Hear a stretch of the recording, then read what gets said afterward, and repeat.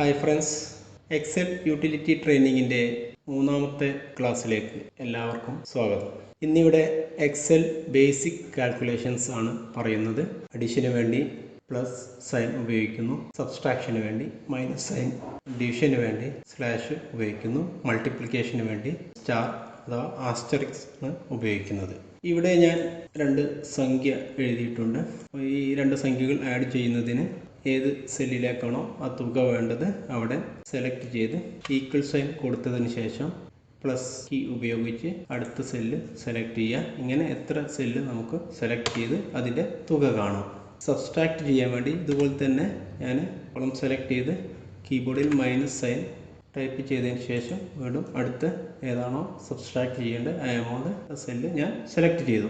Division ചെയ്യാൻ വേണ്ടി ഞാൻ സെലക്ട് ചെയ്തു, ഡിവിഷൻ്റെ സിമ്പൽ കൊടുത്തു, ഡിവിസർ സെലക്ട് ചെയ്തു. അപ്പോൾ ഇവിടെ ഡിവിഷൻ്റെ റിസൾട്ട് വന്നു. അതുപോലെ മൾട്ടിപ്ലിക്കേഷന് വേണ്ടി ഈക്വൽ സൈൻ അടിച്ചു, അതുപോലെ 50 സെലക്ട് ചെയ്തു, മൾട്ടിപ്ലിക്കേഷൻ സിമ്പലായ സ്റ്റാർ സെലക്ട് ചെയ്തു, വീണ്ടും അടുത്ത കോളം സെല്ല് സെലക്ട് ചെയ്തു. ഇങ്ങനെയാണ് ബേസിക് ആയിട്ടുള്ള അഡിഷൻ, സബ്സ്ട്രാക്ഷൻ, ഡിവിഷൻ, മൾട്ടിപ്ലിക്കേഷൻ. ഇത് നമുക്ക് ഇനി കൂടുതൽ വാല്യൂസ് ഒക്കെ ഉണ്ടെങ്കിൽ നമുക്ക് ഇതുപോലെ കൊടുക്കാം. ഈ ഒരു കോളത്തിലേക്ക് നമുക്കൊരു ഫോർമുല കൊടുക്കാം. 100 ഇവിടെ മൈനസ് കൊടുക്കുന്നു, 10 കോളം സെലക്ട് ചെയ്യുന്നു, ഡിവിസർ സിമ്പിൾ കൊടുക്കുന്നു, ഡിവിഷൻ്റെ സിമ്പിൾ കൊടുക്കുന്നു, 10 സെലക്ട് ചെയ്യുന്നു, 6 കൊടുക്കുന്നു, 2 സെലക്ട് ചെയ്യുന്നു. അപ്പോൾ ഇവിടെ 90 ആണ് കിട്ടിയത്. അപ്പോൾ ഇവിടെ നമ്മൾ കൊടുത്തിരിക്കുന്നത് ഇവിടെ മൈനസ് സിമ്പിൾ ഉണ്ട്, അതുപോലെ ഡിവിഷൻ്റെ സിമ്പിൾ ഉണ്ട്, മൾട്ടിപ്ലിക്കേഷനുണ്ട്. അപ്പോൾ ഇങ്ങനെ ഒരു ഫോർമുല കൊടുത്താൽ ഇത് എങ്ങനെയാണ് വർക്ക് ചെയ്യുന്നതെന്ന് പലർക്കും സംശയം ഉണ്ടായിരിക്കും. അപ്പോൾ നമുക്കറിയാം ബോർഡ് മാസ് റൂൾ ഇവിടെ ബ്രാക്കറ്റിൽ ഇല്ലാത്തത് കൊണ്ട് ആദ്യം ഡിവിഷനാണ് എടുക്കുക. 50 ഡിവൈഡ് ബൈ 10 അത് എത്രയാണെന്ന് നമുക്കറിയാം, എത്രയാണ് 5 ആണ്. ആ ഡിവിഷൻ കഴിഞ്ഞ ശേഷം പിന്നെ മൾട്ടിപ്ലിക്കേഷനാണ് എടുക്കുന്നത്.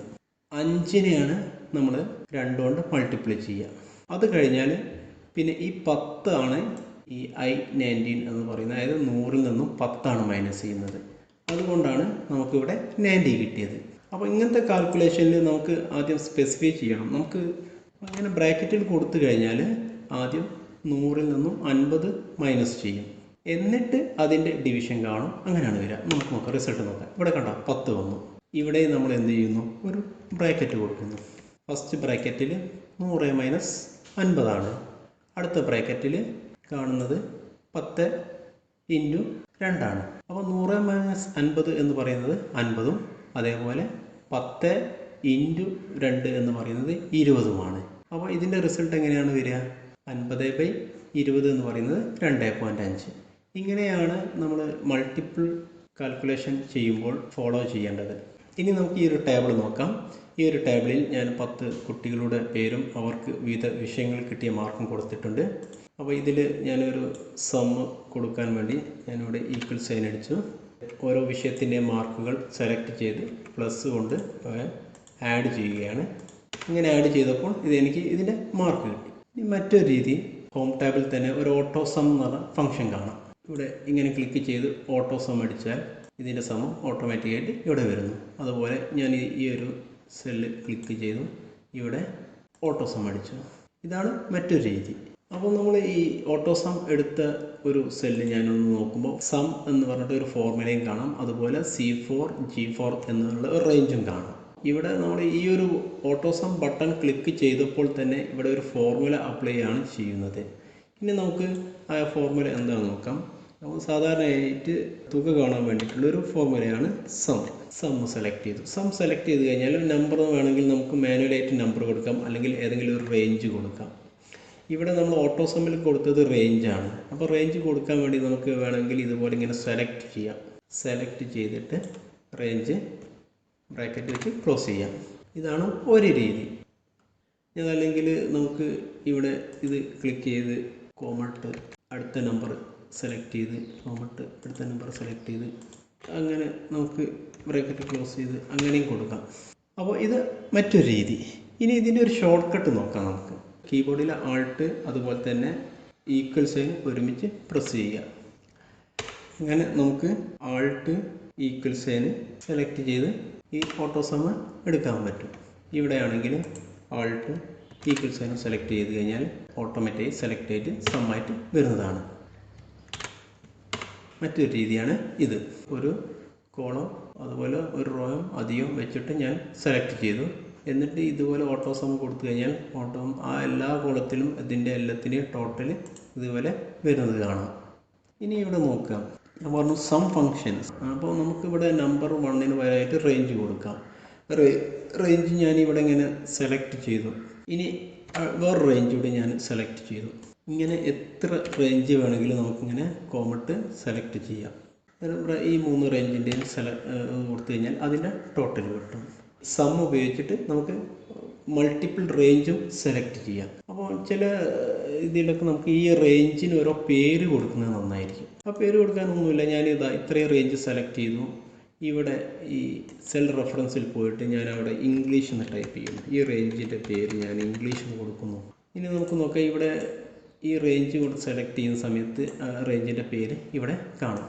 അതുപോലെ ഞാൻ മലയാളത്തിന് കൊടുക്കുന്നു, മലയാളം എന്ന് കൊടുക്കുന്നു. അങ്ങനെ ഈ 5 റേഞ്ചിനും ഞാൻ അതിൻ്റെ പേര് കൊടുക്കുകയാണ്. സോഷ്യൽ, ഇങ്ങനെ 5 പേരും കൊടുത്തു. ഇവിടെ സം കൊടുക്കുകയാണ്. സം ഫംഗ്ഷൻ കൊടുത്തു. സം ഫംഗ്ഷൻ കൊടുത്തിട്ട് ഇവിടെ നമ്പറിന് പകരം ഞാൻ റേഞ്ചാണ് കൊടുക്കുന്നത്. സാധാരണ നമ്മൾ റേഞ്ച് സെലക്ട് ചെയ്ത് കൊടുക്കുകയാണ് ചെയ്യുന്നത്. അപ്പോൾ ഞാൻ ഓരോ റേഞ്ചിനും പേര് കൊടുത്തു. ഇവിടെ കാണാം ഇംഗ്ലീഷ് എന്ന് കാണാം. അത് ഞാൻ സെലക്ട് ചെയ്ത് ക്ലോസ് ചെയ്യുന്നു. അപ്പോൾ ഇംഗ്ലീഷിൻ്റെ ടോട്ടൽ അവിടെ വന്നു. അതുപോലെ ഞാൻ ഇവിടെ സം കൊടുത്തിട്ട് ഇവിടെ മാത്സ് ഞാൻ സെലക്ട് ചെയ്യുന്നു. അപ്പോൾ ഇവിടെ മാത്സിൻ്റെ ടോട്ടൽ വരുന്നു. ഇനി മൾട്ടിപ്പിൾ നോക്കാം. ഇവിടെ സം ഞാൻ ഇവിടെ ഇംഗ്ലീഷ് കൊടുത്തു, അടുത്തത് കൊടുത്തു, ഇംഗ്ലീഷ് കഴിഞ്ഞ് മലയാളം കൊടുത്തു, പിന്നെ അടുത്തത് മാത്സ് കൊടുത്തു, സയൻസ് കൊടുത്തു, കോമേറ്റ് സോഷ്യൽ കൊടുത്തു, ബ്രാക്കറ്റ് ക്ലോസ് ചെയ്തു. ഇവിടെ സെലക്ട് ചെയ്ത് കഴിഞ്ഞാൽ സോഷ്യൽ അങ്ങനെ പേര് കൊടുത്ത റേഞ്ചുകളൊക്കെ കാണാൻ പറ്റും. അപ്പം ഇനി ഇത് നമുക്ക് എഡിറ്റ് ചെയ്യണം. ഈ റേഞ്ച് എഡിറ്റ് ചെയ്യാൻ വേണ്ടിയിട്ട് നമ്മൾ ഫോർമുല ബാറിൽ പോവുക. ഇവിടെ നെയിം മാനേജർ, നമ്മൾ കൊടുത്ത പേരുകൾ മാറ്റാൻ വേണ്ടി നെയിം മാനേജറിൽ പോകാം. അപ്പോൾ ഇവിടെ നമ്മൾ കൊടുത്ത 5 പേരും അതിൻ്റെ റേഞ്ചും ഇവിടെ കാണാം. അപ്പോൾ ഡിലീറ്റ് ചെയ്യണമെങ്കിൽ നമുക്കിവിടെ ഡിലീറ്റ് ബട്ടൺ കൊടുക്കാം. പുതിയത് ഇനി ക്രിയേറ്റ് ചെയ്യണമെങ്കിൽ ന്യൂ ബട്ടൺ കൊടുക്കാം. എഡിറ്റ് ചെയ്യണമെങ്കിൽ നമുക്കിവിടെ എഡിറ്റ് ബട്ടൺ കൊടുക്കാം.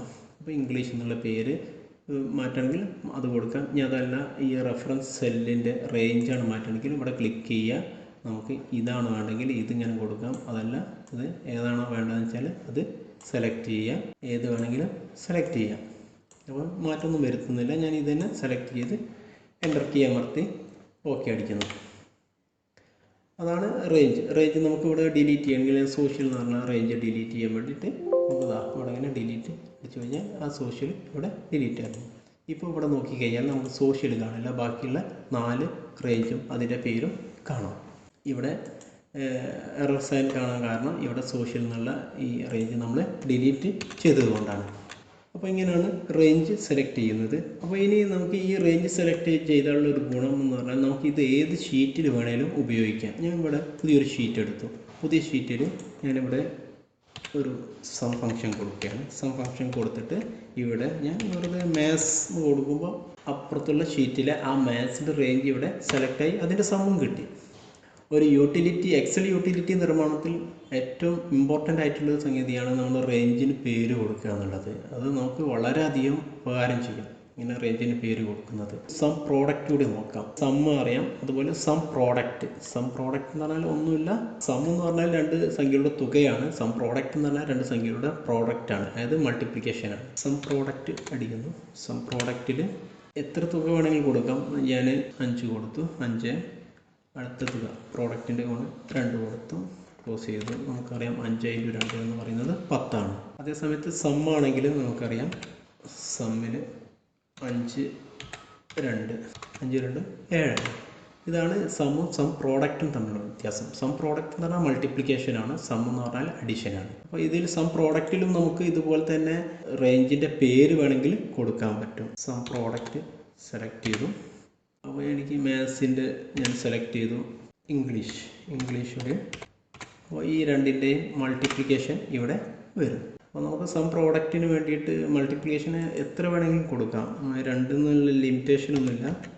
കൊടുത്തു കേട്ട് നമുക്ക് എത്ര സെല്ല് വേണമെങ്കിലും ഇങ്ങനെ സെലക്ട് ചെയ്യാം. അപ്പോൾ അത്രയും സെല്ലിൻ്റെ പ്രോഡക്റ്റ് അത് മൾട്ടിപ്ലിക്കേഷൻ നമുക്ക് ഇവിടെ കിട്ടും. ഇന്നത്തെ ക്ലാസ് ഇതോടുകൂടി ഞാൻ നിർത്തുകയാണ്.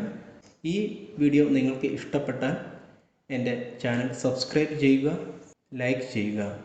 എൻ്റെ ഏറ്റവും പുതിയ വീഡിയോകൾ നോട്ടിഫിക്കേഷനായി ലഭിക്കുന്നതിന് ബെല്ലൈക്കൺ അമർത്തുക.